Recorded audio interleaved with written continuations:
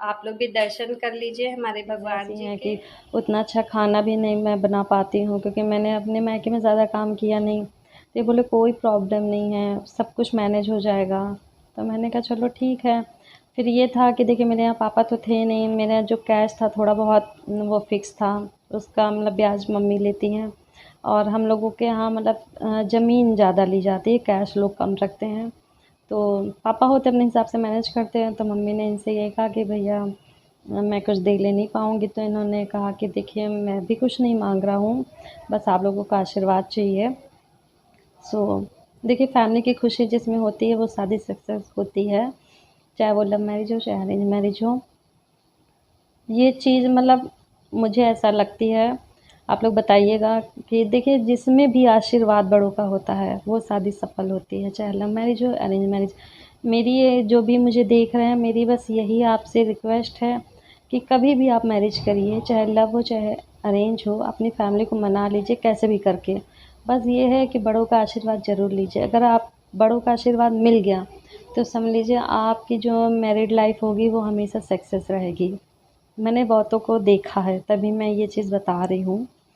और फिर इन्होंने कहा कि कोई दिक्कत मम्मी नहीं है, जहाँ भी होगा मैं सपोर्ट करूँगा।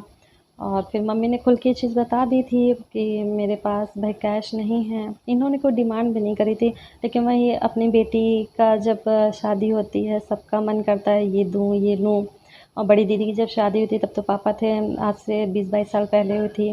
तो उनकी शादी में तो पापा ने अपने हिसाब से बहुत ही अच्छी शादी करी थी। उस टाइम पे तो 5-6 लाख बहुत होते थे। तो बहुत अच्छी शादी करी थी, बहुत अच्छा अरेंजमेंट किया था, सबने बहुत तारीफ़ की थी।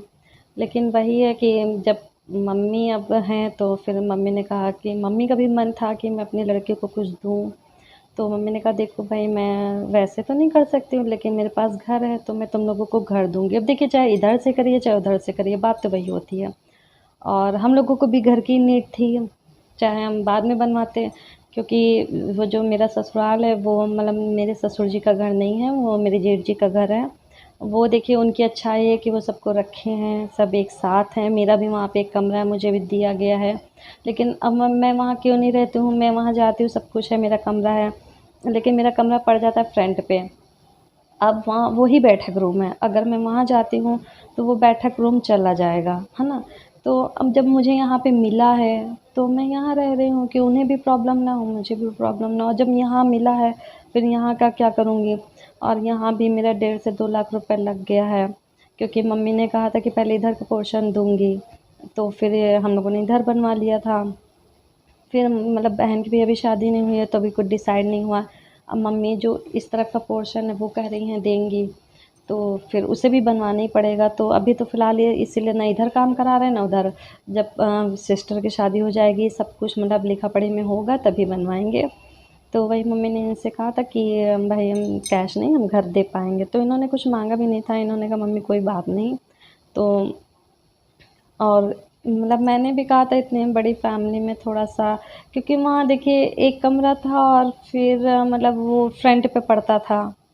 और फिर वहाँ भी ज़्यादा लोग हैं और फिर वहाँ बैठक रूम भी एक चाहिए, सबको चाहिए। तो मैंने यही डिसाइड किया कि देखिए जब तक मैं रह रही हूँ यहाँ पे तब तक रह रही हूँ, फिर जब उधर बन जाएगा तब तो कोई प्रॉब्लम ही नहीं है। मम्मी ने दिया है, खुशी से दिया है, प्यार से दिया है। तो फिर अब देखते हैं आगे चल के, अगर देखिए भगवान करे कि सब कुछ मेरे साथ अच्छा रहे, तो फिर मैंने ये सोचा कि मैं ये घर नहीं लूँगी, क्योंकि हालाँकि हक है मम्मी ने भाई, अभी सिस्टर की शादी करेंगे उसमें भी 20-25 लाख लगाएँगी, तो अ, मेरा भी हक है, उन्होंने मुझे दिया है। लेकिन चलिए देखते हैं आगे क्या होता है। मैं तो यही चाहती हूँ कि अपनी जो दम पे चीज़ें होती हैं वो ज़्यादा अच्छी होती हैं।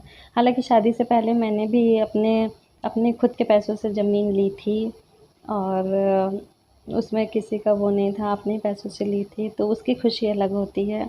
तो आप लोग प्लीज़ मुझे सपोर्ट करिएगा, मुझे समझिएगा, और आपकी सपोर्ट की मुझे बहुत ज़रूरत है। देखिए सोच अच्छी रखनी चाहिए। मेरी सोच यही है कि मैं यही चाहती हूँ कि मैं अपने दम पे कुछ करूँ, चाहे वो हस्बैंड का हो, चाहे मेरा खुद का हो।